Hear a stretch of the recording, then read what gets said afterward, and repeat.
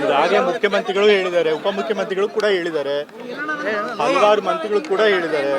So ಈ ವಿಚಾರವಾಗಿ high command ಏನು ತೀರ್ಮಾನ ತೆಗೆದುಕೊಳ್ಳುತ್ತೆ ಅದೇ ಅಂತಿಮ ನಿರ್ಧಾರ. ಸೊ ಹಾಗಾಗಿ ಹೈಕಮಾಂಡ್ ಏನಾದರೂ ಹೇಳೋದಕ್ಕಿಂತ ಮುಂಚೆ ನಾವು ಯಾರು ಅದ್ರ ಬಗ್ಗೆ ಮಾತನಾಡೋದು ಸರಿ ಇರೋದಿಲ್ಲ.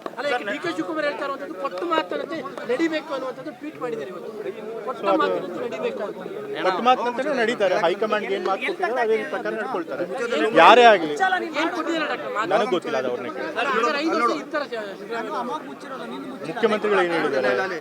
ಈಗಂತೂ ಸದ್ಯಕ್ಕೆ ನನಗಂತೂ ಆ್ಯಸ್ ಎ ಪಾರ್ಟಿ ವರ್ಕರ್ ಆಗಿ MLA ಆಗಿ ಈಗ ಸದ್ಯಕ್ಕೆ ಮುಖ್ಯಮಂತ್ರಿಗಳನ್ನು ಬದಲಾಯಿಸೋ ಪರಿಸ್ಥಿತಿ ಅಂತೂ ನನಗೆ ಕಾಣಿಸಿಲ್ಲ. ಯಾಕೆ ಅಂತಂದರೆ ಮುಖ್ಯಮಂತ್ರಿಗಳ ಮೇಲೆ ಯಾವುದೇ ದೂರಿಲ್ಲ, ಹಗರಣ ಅಂತ ಏನಿಲ್ಲ, ಒಳ್ಳೆ ಆಡಳಿತ ಕೊಟ್ಟಿದ್ದಾರೆ, MLAಗಳು ಅವ್ರ ಪರವಾಗಿದ್ದಾರೆ.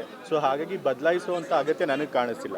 ಆದರೂ ಕೂಡ ಕೆಲವರು ಕೇಳಿದ್ದಾರೆ, ಸೊ ಏನು ಬೇರೆಯವ್ರಿಗೆ ಯಾರಿಗೂ ಮುಖ್ಯಮಂತ್ರಿ ಪದವಿ ಕೊಡಬೇಕು ಅಂತ ಹೇಳಿ ಅದನ್ನು ತೀರ್ಮಾನ ಮಾಡಬೇಕು ಇಂಥವ್ರು ಹೈಕಮಾಂಡ್ ಅವರು.